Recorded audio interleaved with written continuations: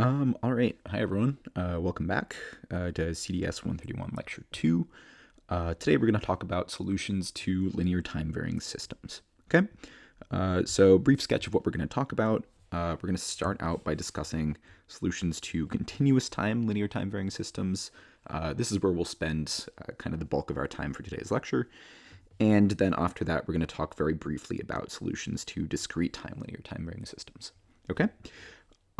So just as a quick kind of look at what's ahead, I just want to say today's lecture would ordinarily contain a lot of somewhat technical proofs. So to kind of cut down on this, for most of the results that I state, I'm just going to give a kind of quick sketch of a proof so you get the idea. But the full proofs for everything you can find in the course notes. Okay, so with that said, let's quickly recall what we did last time. So what did we say? Well, last time what we had is we said we introduced a formal idea of a linear dynamical system. Okay, so this was the first thing that we did. And all the way at the end of the lecture, what we did is we came up with state space representations.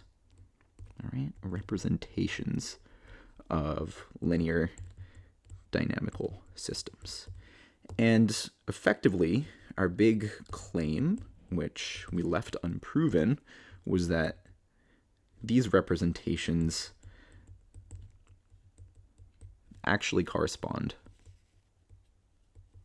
to formal linear systems, right?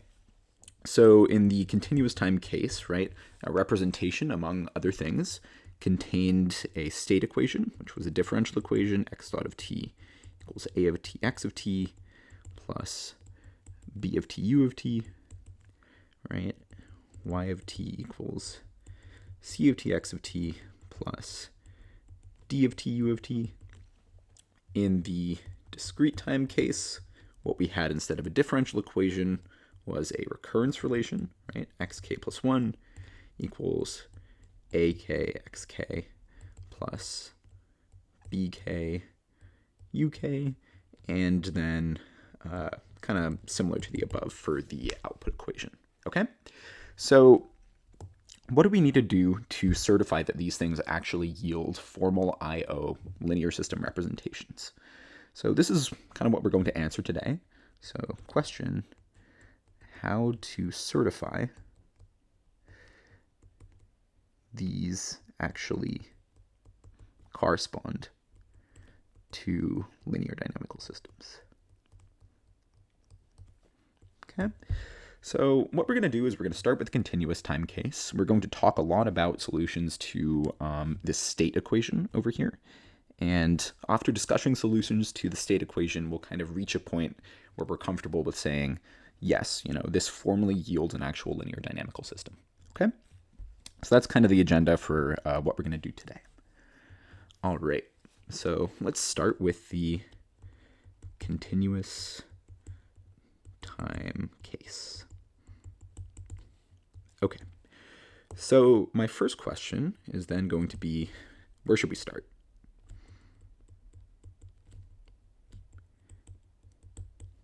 Okay. So the main properties that we need to check to verify that something is a linear dynamical system is, we kind of need to check that our I/O map of our system behaves in a linear way. Okay? So what we want to do is we want to check that our I/O map, which remember we denoted with the letter rho, is linear in the state, right, the initial state of the system, and the input signal that we pass in, right? So that it's linear in sigma cross u. But in order to calculate this I/O map, remember that we need the state transition map of the system, okay? So to calculate the I/O map rho, we need the state transition map phi, right? Now, if you remember, the I/O map was actually defined rho of t1, comma t2, initial condition x naught, input signal u, is equal to the composition of the readout map, right, which determines the measurements of the system. So the readout map at time t1, state phi of t1, t0, x0, and u, and our input u at t1, right? So in order to actually determine what rho is, right, it seems like we first need to determine what phi is, okay? So here's what we're going to do. In order to determine if our IO map rho has this linear behavior that's required of a formal linear IO dynamical system, we first need to verify some properties on phi, right? We need to check that our state transition map is well behaved. Okay. So what we're going to do is verify first that the state transition map is well behaved. Okay, so let's talk about what the state transition map actually is for the system, right? So remember, what the state transition map tells us is how the state changes with time and input, okay? So in the case of, one of these linear time varying state space representations, how are we actually going to define this state transition map? Well, what we're going to do is we're going to define the state transition map rho of t1, phi of t1, t0, x0, and u to be the solution at time t1 in R to the initial value problem x dot of t equals a of t x of t plus b of t u of t with initial condition x at time t naught equals x naught, okay? So what we're doing is we're taking in a time t1, which is the time at which we'd like to evaluate the solution, a time t0, which is the time at which we start, an initial state x0, which is where we are at time t0, and then an input signal u that we're going to be applying to the system from times t0 to t1, okay? And we're declaring that the state transition map is defined as the solution of this differential equation, all right? Where this differential equation comes from the system representation that we defined last time, okay? So we have initial condition and differential equation. All right. So then what do we actually need to certify that the state transition map is well defined? So what do we need? Well, there's really two fundamental questions here that we don't yet have a precise mathematical answer to, okay? And the first thing is a question of existence. All right? So our first problem is, if we want to define the state transition map as the solution to this initial value problem, we actually need to know that solutions to this initial value problem always exist, right? That way our state transition map is actually going to be defined. So what we need to do is we need to verify for all inputs u, which are piecewise continuous from R to Rm. Remember, we declared the set of piecewise continuous functions to be the right set of functions for doing continuous time system representations. So we're saying for all input signals u in PCR Rm, all initial conditions x0 in Rn, all initial times t0 in Rn, what we want is a solution to the initial value problem, x dot of t equals a of t x of t plus b of t u of t, x of t naught equals x naught, must actually exist. All right, this is kind of like the bare minimum that we need, right? If we don't have that this solution exists, we won't be able to define our state transition map corresponding to the system representation, okay? So this kind of confirms that the state transition map is, at the very least, kind of well posed as a concept. Okay, so that's the first thing that we need, right? And the second thing that we need is going to be uniqueness.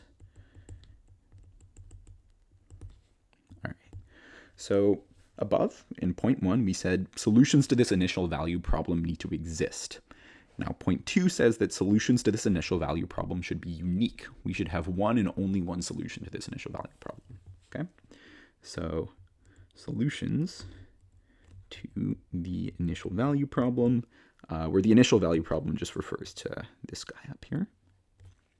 Solutions to the initial value problem should be unique. Okay?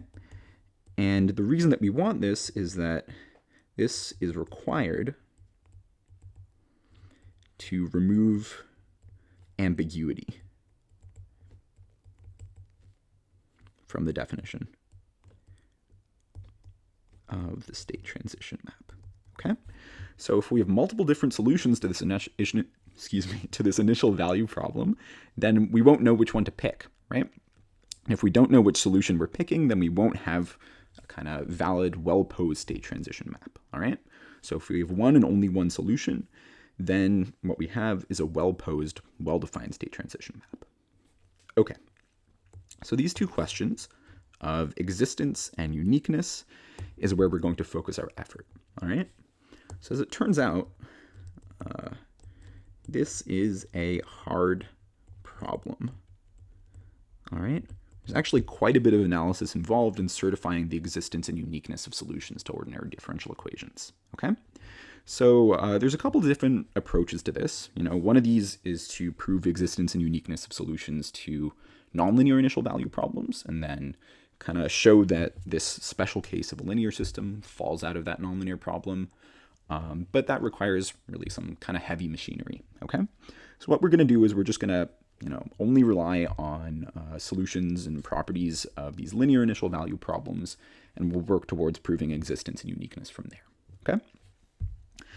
So this is going to take a little bit of work, so I'm going to split this up into a couple of different steps, okay? So step 1 of this process, step 1 will be to actually define solutions, right? So we'll just come up with a really clear idea of what a solution to an initial value problem actually is, all right? And just as a word of warning, this is kind of harder than you might think due to piecewise continuous data, okay? So this piecewise continuity is going to cause a couple of kind of subtle points for us to make sure we understand.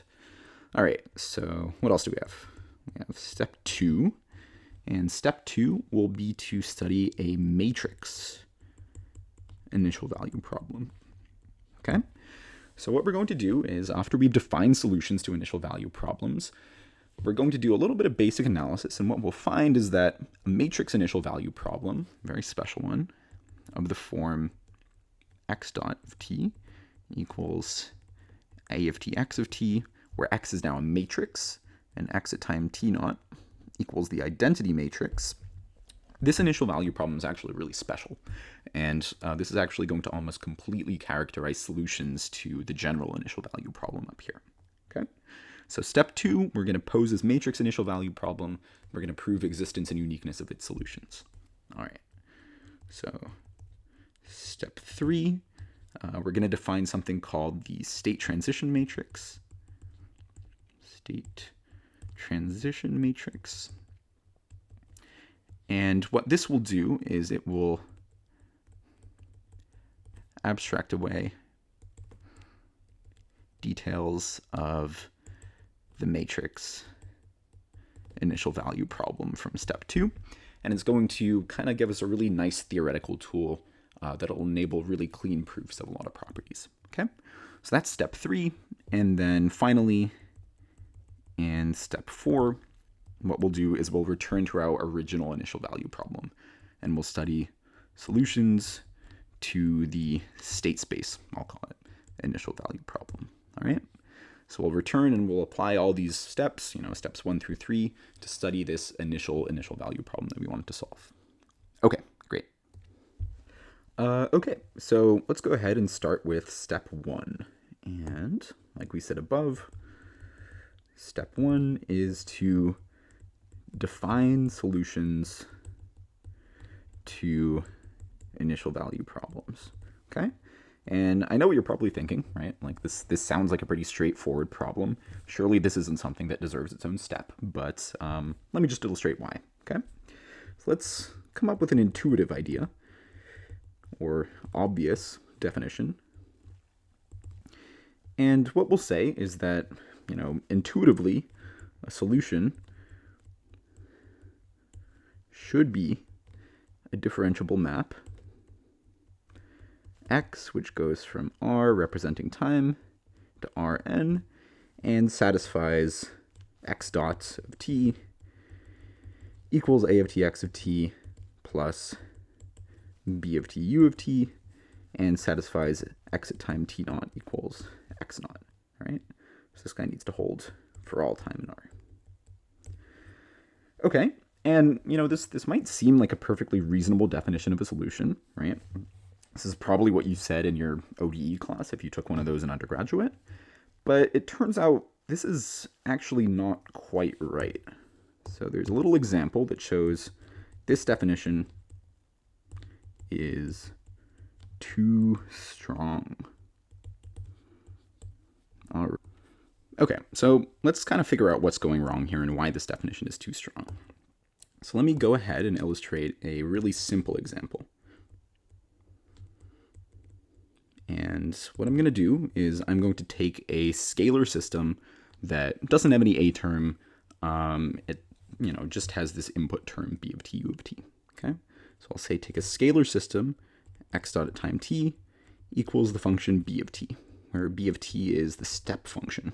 This is a function defined at 1 for t greater than or equal to 0, and 0 if t is less than 0. Okay?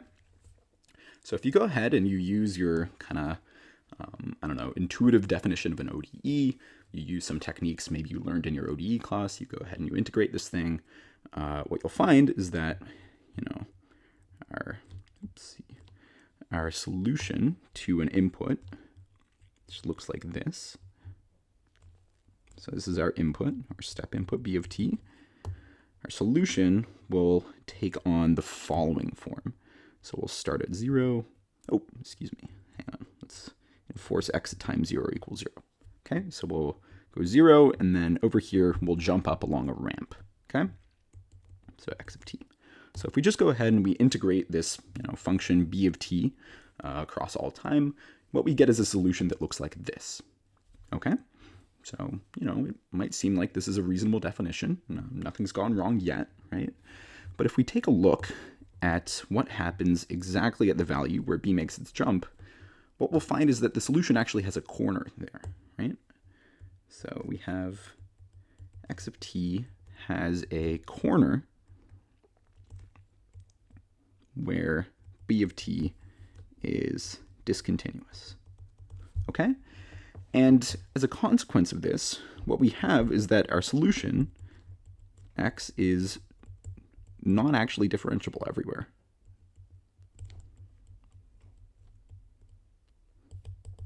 All right? So the problem is, if we allow for discontinuous data, right? If we allow for piecewise continuous data in our problems, requiring our solutions to be differentiable everywhere is actually too strong of a requirement, all right? That's asking for too much. Okay, so what's our fix? So our fix is we need to relax our intuitive definition of a solution to accommodate for discontinuity. Okay, very cool. So just kind of take a moment to think about how you might do this, all right? So I'll wait 1 or 2 seconds. Okay, so I'll assume that you've taken a little bit of time and you've kind of thought about how you might deal with this discontinuous data. Now I'll go ahead and define the formal definition, okay? So what I'll say is definition, which is solution to a linear time varying initial value problem. So let's say consider the piecewise continuous maps A, which is piecewise continuous from R to Rn by n. Let's take B, which is piecewise continuous from R to R n by m, and U, which is our input signal, piecewise continuous from R to Rm. Okay? Let's say that have a shared discontinuity set D, which is a subset of R. Okay? So these guys are all discontinuous on the same set of points, or at least they're not continuous, or something weaker than continuous on the same set of points. Okay? So this is actually an assumption we can make without loss of generality just by taking the discontinuity of set of A, B, and U just to be the unions of the individual discontinuity sets. Okay? So we don't lose anything by saying this. Okay, so this is our basic setup. So what we say is for an initial condition, x0 in Rn, and time t0 in R, a solution to the initial value problem, x dot of t equals a of t x of t plus b of t u of t, x of t naught equals x naught, is a continuous map. All right, so not differentiable, but continuous map, x, which goes from R into Rn, satisfying the following two conditions. So first, we need to have the initial condition. Okay, so this map needs to satisfy x at time t naught equals x naught. And then second, we need to have the derivative condition. All right, so remember, this is where we ran into trouble with our example above. So what we're going to do is we're going to relax our condition from saying, we satisfy this derivative condition at all points in R.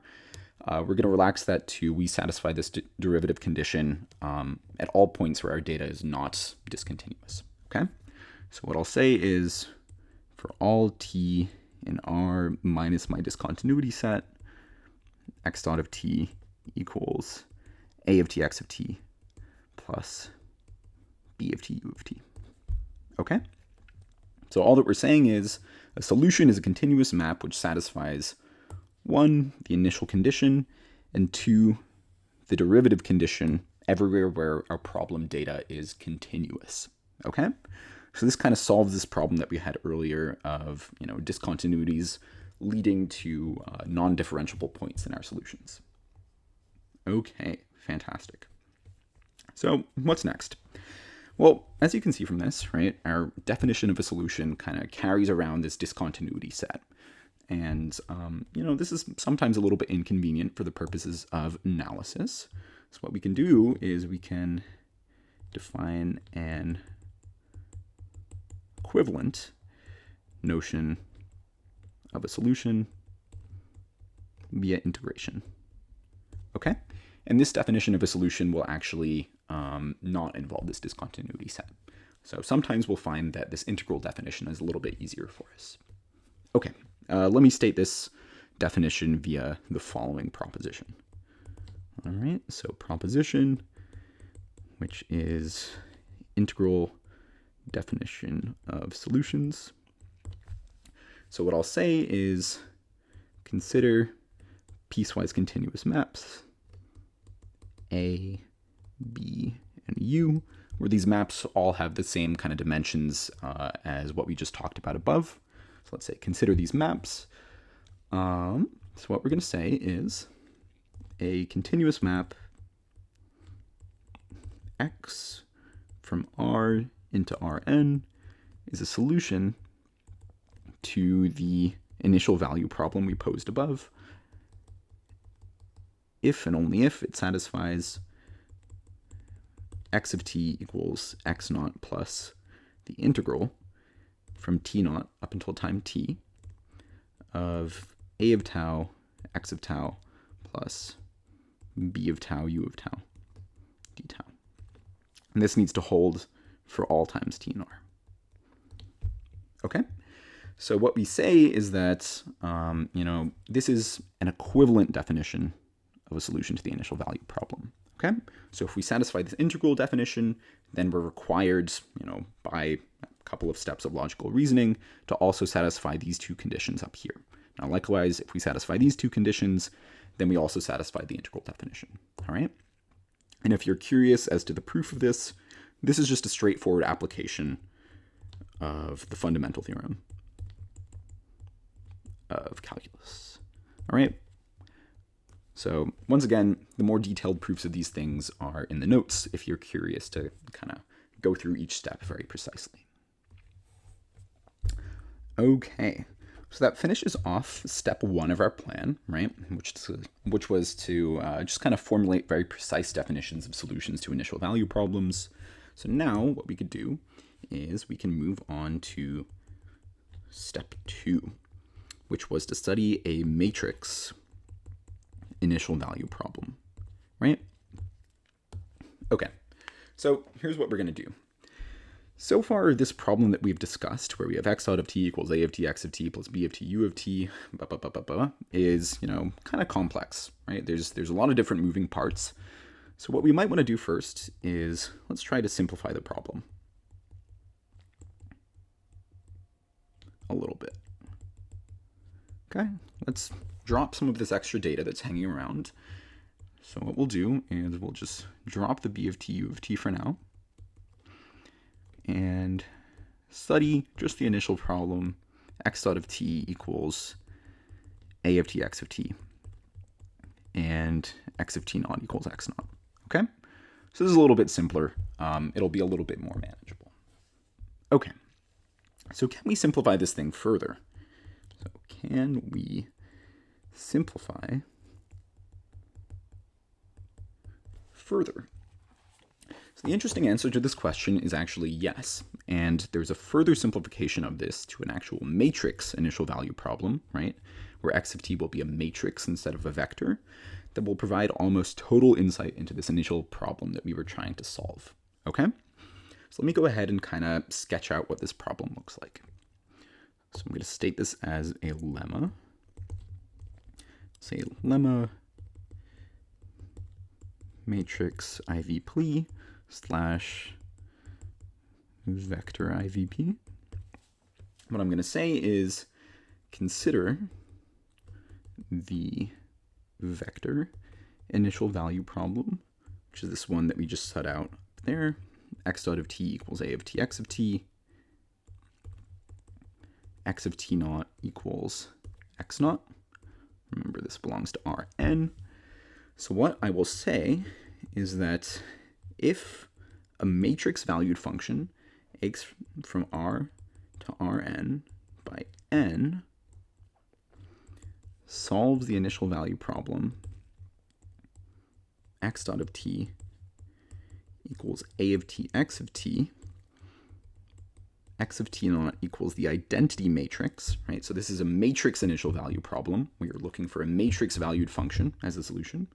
So if x solves this matrix initial value problem, then what we'll find is that little x of t equals big X of t times x naught solves the vector initial value problem. Okay? So what we'll find is that solutions to this special matrix initial value problem actually characterize solutions to this simplified vector initial value problem. Okay? So this matrix problem really kind of provides us some insight into this vector problem, which is kind of closely related to what we were originally trying to solve. Okay. So let me quickly provide a proof of this. All right. So just a quick remark here. So far, what we've done is we've only defined solutions to vector initial value problems, right? Here we have a matrix problem, but solutions are really defined in exactly the same way, okay? So you can either define solutions to the matrix problem either via this integral formula, where this integral is performed element-wise on the matrix, or you could do it via this condition up here, where these conditions are again enforced element-wise on the matrices, okay? So if you're not convinced of this, you can kind of prove this just by stretching out a matrix into a big vector, all right? That'll take care of things for you. All right. So to prove this result, what we'll do is we will use the integral form of the solution, okay? So if we have a matrix valued function, x from R into Rn by n, that's a solution to the matrix initial value problem that we posed above, right, this matrix initial value problem, then what does it need to satisfy?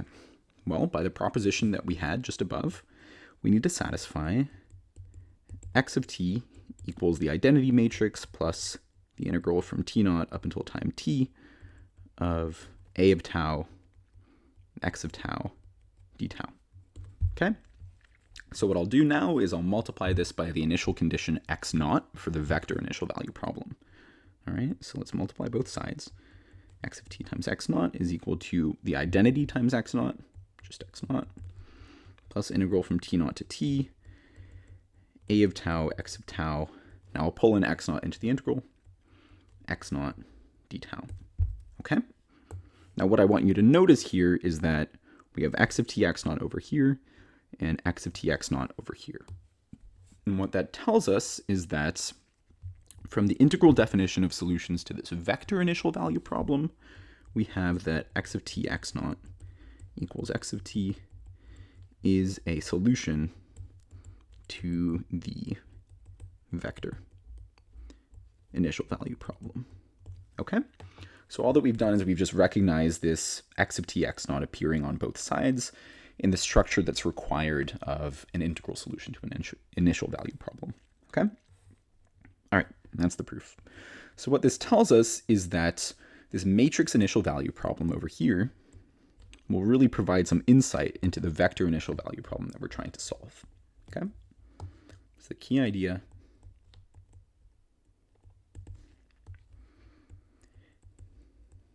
matrix initial value problem provides insight into the vector initial value problem. Okay? In particular, if we're able to solve this matrix initial value problem, then we'll be able to solve the vector initial value problem. Okay, so what this leads us to is then the following, right? So question, do solutions to the matrix IVP exist? And if so, are they unique? All right, so if we're able to solve these two problems, then we'll maybe be able to work our way back to a solution of our original problem. Okay, so, this is kind of a pretty formidable set of questions to ask, right? Let's kind of come up with a basic strategy over here. First thing that I'm going to do is I'm going to write out the conditions for a solution to this matrix initial value problem, right? So let's write out the integral definition again. So if I satisfy the matrix initial value problem, what I'll have is x of t equals the identity matrix plus the integral from t naught to t, a of tau times x of tau d tau, right? So there's something kind of interesting in the structure of this solution, right? I have an x over here, and I have another instance of x over here, okay? So my basic idea is I'm just going to replug in this integral form of the solution into the x on the right-hand side and see what I get. Okay, so if I do that, what I'm going to get is the above is equal to I plus integral from t naught up until t, a of tau times the identity plus the integral from t naught up until time tau, right? Because we're evaluating x at time tau, of a at time tau prime, I'll call it, x of tau prime, d tau prime, d tau. Okay? If I expand this out, what I get is I get I plus integral t naught to t, a of tau, d tau, plus the integral from t naught to t, a of tau, integral from t naught to tau, a of tau prime, x of tau prime, d tau prime, d tau. Okay, what do we notice? Well, the first thing that we see, right, is that this pattern has kind of repeated itself, right? We again have this a of tau, x of tau integral appearing. Now, what we also have that's kind of interesting is we have our initial term of the solution over here, okay? What this kind of tells us is that you get some repeated pattern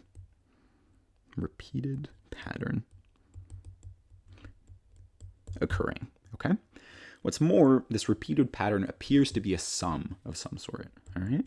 So it might be an infinite sum. So if I just continue to do this again and again, right, keep substituting for every instance of x I see on the right-hand side, what I'm going to get is an infinite series, right? So the basic idea of our strategy here is that we can use this infinite series to prove the existence and uniqueness of solutions to this matrix initial value problem, okay? So let's study this pattern. We'll see where it goes, okay? So the first thing that I'll do is I'll just set out a formal definition for what this pattern is actually called, okay? All right, here we go. So definition, Peano-Baker series. Okay, so let's set out the definition for the Peano-Baker series. Just as a quick side note, I'm going to abbreviate this as PB series just to save myself some time. Okay? All right, so what we'll say is let A be a piecewise continuous matrix function. So PC of R, Rn by n. All right? So the Peano-Baker series with respect to A is the infinite matrix series defined phi of t, t naught, equals the infinite sum from k, let me just write two dots for definition, from k equals 0 up until infinity of sk of t, t naught, all right, where each sk is defined S naught of t, t naught equals the identity matrix, the n by n identity, and sk plus 1 of t, t naught is equal to the integral from t naught up until time t of a of tau times sk minus 1 of tau, tau t naught d tau. Okay, so this gives us an integral definition for the Peano-Baker series, and it is recursive, right?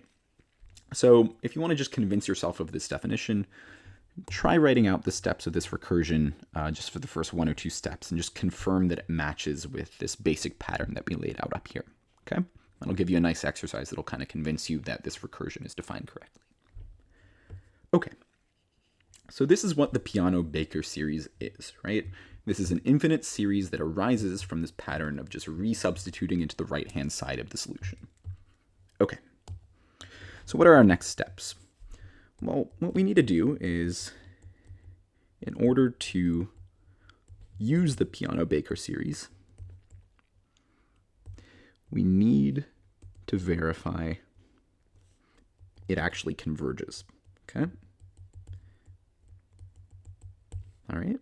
So what we're going to prove is that this satisfies a stronger version of convergence called uniform convergence, all right? So uniform convergence is when a series of functions converges with respect to the infinity norm, right? Which takes kind of the worst difference across the entire domain that we're interested in and makes sure that goes down to 0.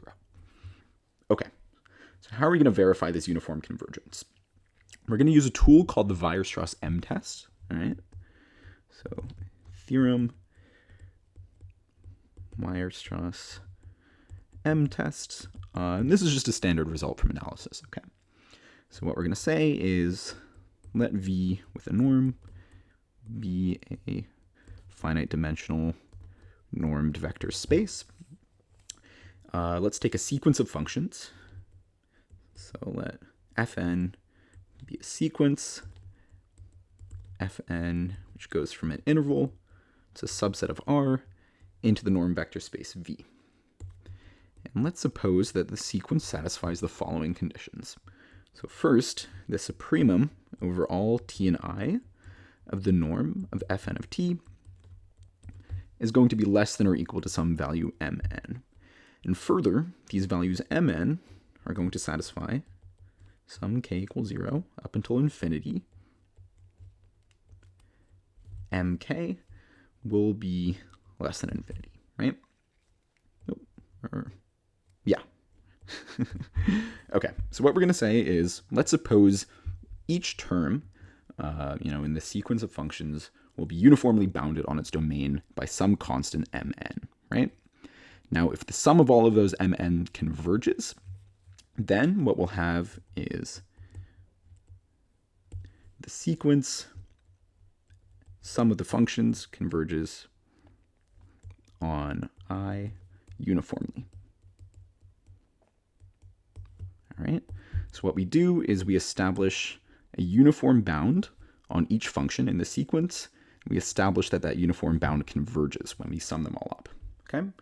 Then what we have is the sum of all of the functions converges uniformly. Okay. So this is a nice test that kind of verifies uniform convergence of sums of sequences of functions. All right.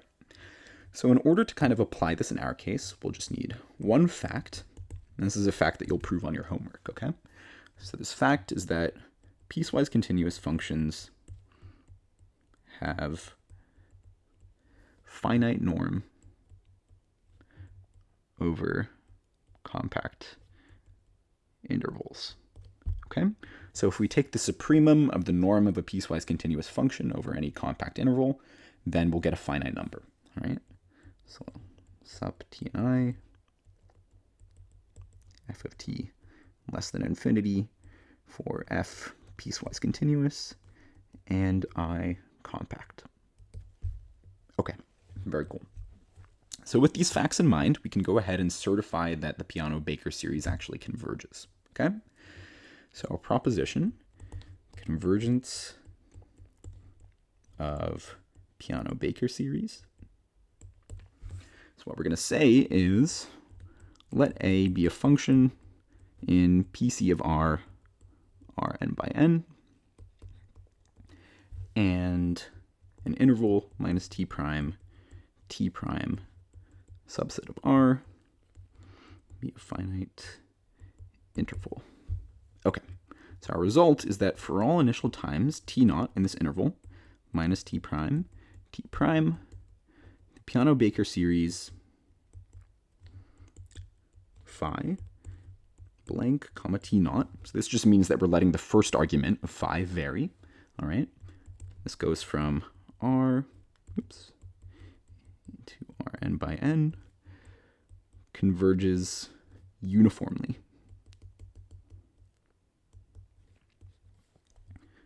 on minus t prime comma t prime. Okay. So what we have is that on any compact interval, the Peano-Baker series will converge uniformly in its first argument. Okay? So this verifies that the Peano-Baker series is actually something that's kind of well-defined. Okay. So let me just give a very, very quick sketch of this proof. So what you would first do is you would verify that each term of the Peano-Baker series, right, each individual sk has a nice upper bound.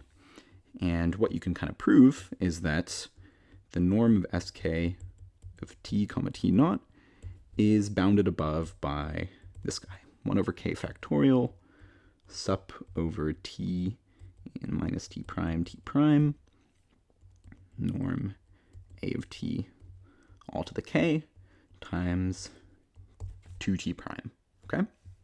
So you would define this guy as your mk, all right? Then to apply the Weierstrass M test, what you would do is you would certify that this sum of all these mk's actually converges. All right? So what you have is the sum from k equals 0 up to infinity. Mk equals the sum k equals 0 up to infinity of this entire factor over here. And if you recognize this structure, 1 over k factorial times sub big kind of constant to the k, this thing is actually equal to the exponential of that big thing over there, okay? So this is actually less than infinity, and you can confirm that the Peano-Baker series will converge, okay? So what you do is you first exhibit this upper bound, then you show that this upper bound converges. In fact, this is, the Taylor series for an exponential, and then from the convergence of that uniform upper bound sum, we conclude that this Peano-Baker series actually converges uniformly as well. Okay, fantastic. So what we've done is we've proven that this Peano-Baker series converges, or at least we've given a very quick sketch proof of that. now what we could do is we can prove the Peano-Baker series solves the initial value problem for the matrix. Okay? So let's do that next. So proposition, Peano-Baker series solves the matrix initial value problem. So what we're going to say is let A belong to PC of R, Rn by n. What we have is that the Peano-Baker series solves the matrix initial value problem. X dot of t equals A of t x of t. X at time t naught equals the identity. All right? So remember from earlier, there's two definitions of a solution to an initial value problem, right? One of them is the derivative solution, and one of them is the integral solution, right? These two things are entirely equivalent. Okay? Here I'll just kind of exhibit a quick proof using the derivative solution. All right? And I'll be a little bit informal here and there. All right? So I'm just going to call this a sketch because, I'm going to kind of ignore the very kind of specific details of discontinuity sets and all of this. All right? I'm just going to kind of take derivatives. All right. So what we're going to do is we're going to start out by examining the derivatives of partial sums of the Peano-Baker series. Okay? So what I'll do is I'll examine the sum of n terms. So what we'll have is that d dt, the sum from k equals 0 up until n of the terms of the Peano-Baker series, sk of t, t naught, equals the sum from k equals 0 to n of d dt, sk of t, t naught. Now what I'll do is I'll plug in the formula for sk, right? So this is equal to the sum, k equals 0 up until n, d dt of the integral from t naught to t of a of tau, sk minus 1 of tau, t naught, d tau. Now I'll apply the fundamental theorem, and what I'll get is that this guy is equal to sum from k equals 0 up until n of a at time t, sk minus 1 time t, comma t naught. All right? Actually, we're going to have 1 because the first term is going to drop out, right? The first term is just the identity. Okay, now what I'll do is I'll just pull out a and I'll reindex the sum, and what I'll get is that this is equal to a of t times the sum, k equals 0 to n minus 1, sk of t, comma t naught. Okay? Okay, fantastic. So what we have now is we have that, the first n terms of the Peano-Baker series kind of satisfy this property that we're looking for, right? d dt of the series is equal to a of t times the series, or times minus 1 terms of the series. All right, so because this series converges uniformly, we can now go ahead and pass to the limit. And what we get is that the limit as n goes to infinity, d dt sum from k equals 0 to n of sk of t, t naught is equal to a of t times the limit as n goes to infinity, k equals 0, n minus 1, t, t naught. All right. And what this means is that d dt of the infinite series, k equals 0 to infinity, sk of t, t naught, which is just the Peano-Baker series, is equal to a of t times the infinite series, k equals 0 to infinity, sk of t, t naught. All right? So what this shows us is that the Peano-Baker series satisfies the derivative property. All right? So for the integral property, for the initial condition, you can verify just directly from the formula for the Peano-Baker series that phi of t naught is always equal to the identity, just because when we take t naught and t naught, all of the integral terms will vanish and we'll just be left with the initial identity term. Okay? So we satisfy the two required components of a solution. All right, and that's a proof. Okay, so what this result tells us is that a solution to the matrix initial value problem actually exists. What's more, it's given by this Peano-Baker series. So what we need to do next is we need to verify that we have a unique solution to this initial value problem. Okay? So a nice tool that we could use to verify uniqueness is called the Gronwall lemma. All right? So lemma due to Gronwall. And what this lemma says is that if we take data yk, which are in piecewise continuous from r to r greater than or equal to 0, okay? So piecewise continuous functions that take on non-negative values, and we take a constant c, which is greater than or equal to 0, times t naught in r, then what we have is that the inequality y of t less than or equal to c plus the absolute value, integral from t naught to t, k of tau, y of tau, d tau, for all t and r, implies the inequality y of t less than or equal to c times the exponent, integral from t naught to t of k of tau, d tau. Okay? So the proof of this, I understand that a lot of you in the class are taking nonlinear dynamics. I believe you should be shown the proof of that in this class. Okay? So I'll just skip the proof of the Gronwall lemma because of that.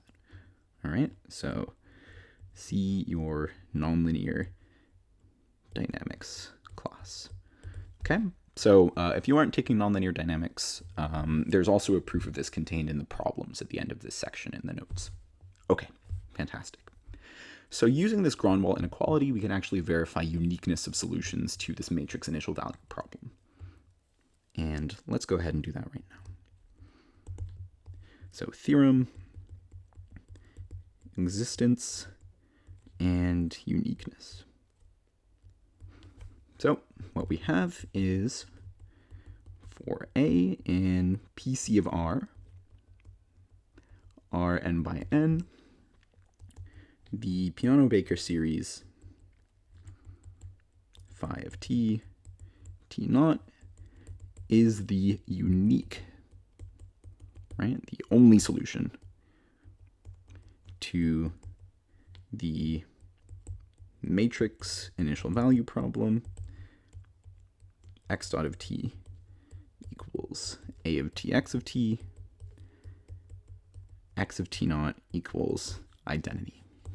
Okay, so it gives us the unique solution. Let me just show you a quick sketch of this proof. Once again, all the proofs of these are in the notes if you're interested in seeing them.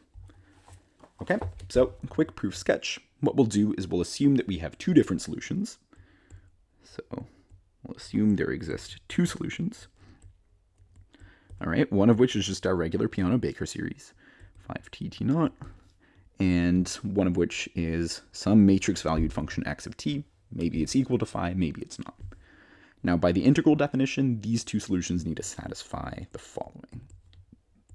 X of t equals the identity plus the integral from t naught up until time t of a of tau, x of tau d tau. So that's for x. And then for phi, what we have is phi of t, t naught equals I plus integral from t naught to t, a of tau, phi of tau, t naught, d tau. This is something we already know is true, right? Okay, so here's what we're going to do. To prove uniqueness, what you want to do is you want to subtract x of t from phi of t, t naught, and then what you'll do is you will take the matrix norm. So for instance, the matrix 2 norm, right? The maximum singular value. Now what you can show is, once you do that, you get into a form that really exactly mirrors the Gronwall inequality, all right? So manipulate into the Gronwall form, and what you'll do is you will apply Gronwall, and it'll show us the really nice property that x of t is actually identically equal to phi of t, t naught, for all time t in r. Okay? So the Gronwall inequality will apply that the difference between x and phi is actually 0 for all time. So what that tells us is that any other solution needs to equal phi, right? Any solution must equal the Peano-Baker series. All right? And that proves uniqueness of solutions. Okay, so this result really finishes up step 2 of our process. So remember earlier when we were kind of laying out our kind of plan of attack for solutions to initial value problems, we said step 1, define solutions. Step 2, motivate and study a matrix initial value problem. Okay, that's what we've just done. All right, so that completes step 2. Now we can move on to step 3. All right, so step 3 is to define something called the state transition matrix. All right. Okay, so what we did is, above, we showed the Peano-Baker series is the unique solution to the matrix initial value problem x dot of t equals a of tx of t, x at t naught equals the identity. Okay?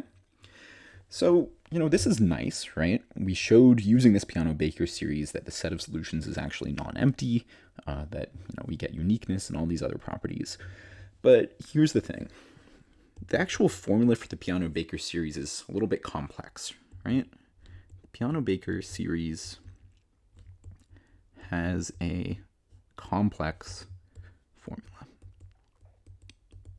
What that means is that we don't really want to do proofs with the Peano-Baker series if we can help it, right? So what we're going to do now is we're going to do something that'll kind of maintain an abstraction barrier, all right? So draw an abstraction barrier. So what we'll do is, in order to ensure that we kind of have some clean theory, right, that all of our different proofs of our theorems following from here are kind of nice and short and they don't involve super complex formulas, what we want to do is we want to really just go ahead and hide this Peano-Baker series behind some layer of abstraction that we're just saying is the solution to this initial value problem. Okay? So what we'll do is we will abstract away details of Peano-Baker series behind the solution to the matrix initial value problem. All right, so let's just deal abstractly with this definition of a solution to the matrix initial value problem. So just to give you a quick idea of what I mean, over here, let's say this box represents the matrix initial value problem solution. If we go ahead and we look into this box, what we'll find is we can compute this via the Peano-Baker series. All right, but we're just going to take this box at face value and just say what we have is the solution to the matrix initial value problem. And this will really make our lives a lot easier. Okay, so what I'll do now is I'll just make a definition that just abstracts away the details of the Peano-Baker series into the solution of an initial value problem. Okay, so I'm going to call this thing the state transition matrix. So definition, state transition matrix. What I'm going to say is let A be a function in PC of R, Rn by n. The state transition matrix associated to A is a map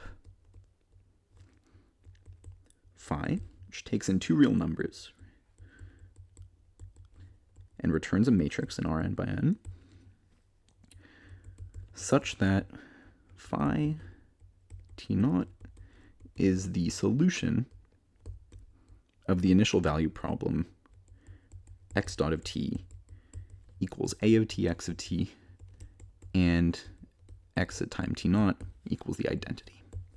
Okay? So what I'm saying is I'm defining a matrix, I'm defining a map, which I call the state transition matrix, and this map is the solution to this initial value problem. Okay? So I want to emphasize the state transition matrix is just defined as the solution to this initial value problem. The details of its computation are specified by the Peano-Baker series, right? We know that it identically equals the Peano-Baker series. If we want to calculate it, we can use the Peano-Baker series to calculate it.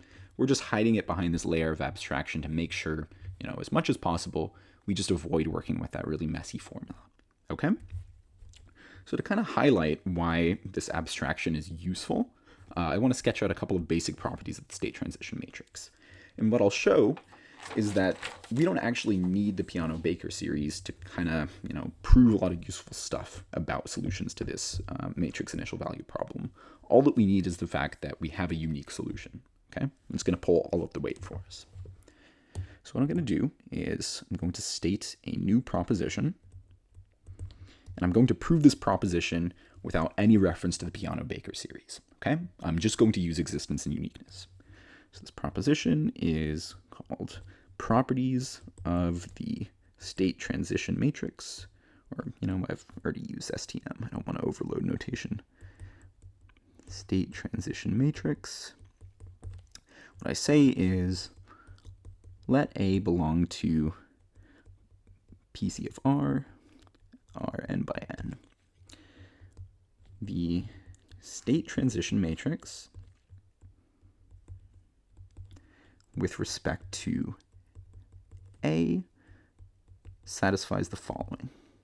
So 1, it satisfies a composition rule, all right? So composition, this states that for all T0, T1, T2 belonging to R, I will have 5T2, T1, 5T1, T0, is equal to 5T2, T0, okay?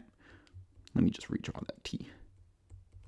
Okay, so what this tells us is that the state transition matrix, right, the solution to this initial value problem, behaves well under composition, right, where the composition rule here is matrix multiplication. What else do we have? 2, we have an inverse, all right? And what this says is that for all T0, T1 belonging to R, phi of T1, T0 is invertible, where the inverse is computed 5T1, T0 inverse equals phi of T0, comma T1. Okay. So again, I want to emphasize these two properties are provable without any reference to the Peano-Baker series, okay? This kind of highlights the nice value of abstraction, all right? Same sort of abstraction that you have in your computer program, right? If you write a function, that's drawing an abstraction barrier. You don't need to understand all of the implementation details to understand how to use the function, okay? Same thing that we're doing here. All right, let's go ahead and prove this. So proof. First, I'll start with the composition rule. All right, so we'll take times T0, T1, and T2 in R. The strategy I'm going to use here is I'm going to show that both the left-hand side and the right-hand side of the proposed expression are solutions to the same initial value problem. Then I'll use uniqueness to conclude that they must be the same. Okay? All right, so I will show both phi of T, T1, phi of T1, comma T0, and phi of T, comma T0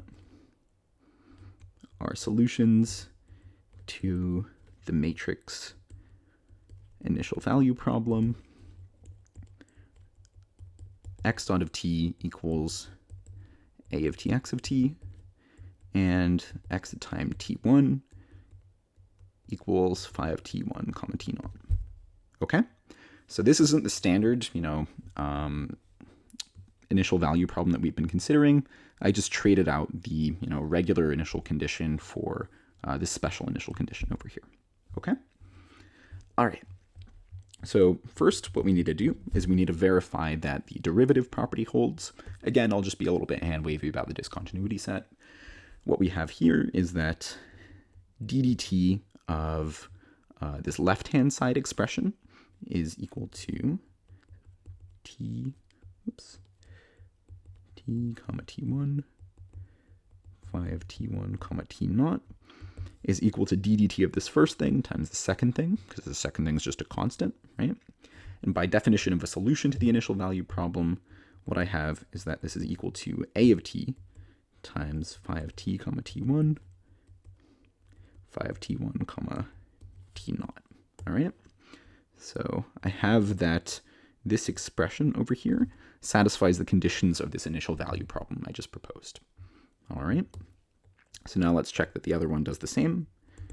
So second, what I have is d dt phi of t comma t naught also satisfies a of t times phi of t comma t naught, right?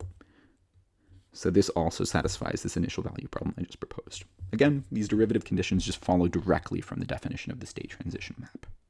Okay, so we have that the derivative condition holds. Now let's just check that the initial condition holds. Well, what we have is phi of t, t1 comma t1, phi of t1 comma t naught needs to satisfy the identity times phi of t1 comma t naught, right, by definition of the state transition map. And this is obviously just equal to phi of t1 comma t naught, all right? Now, for the second one, this is just trivially true, right? If I take phi of t comma t naught and I evaluate it at t1, what I get is phi of t1 comma t naught. Okay, so what we get is check and check. So both of these satisfy the derivative property and they satisfy the initial condition property, right? So, what I conclude is that both are solutions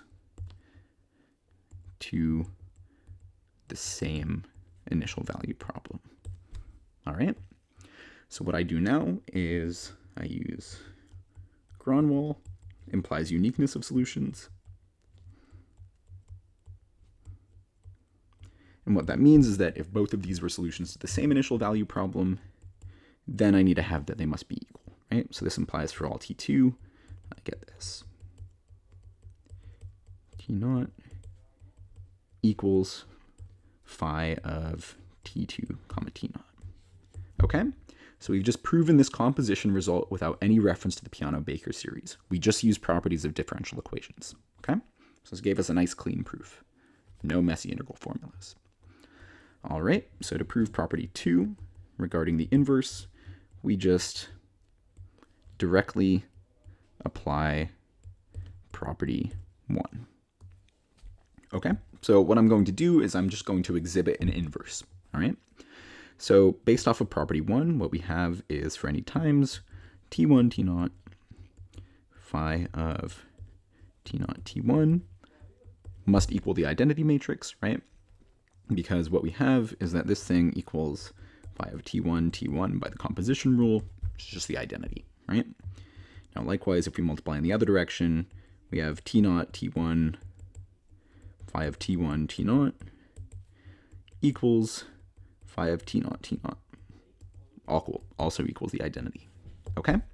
So what we conclude is that the state transition matrix is always invertible, and we always have a nice way of calculating the inverse, right? Just swap around the order of the times. All right, and that's the proof.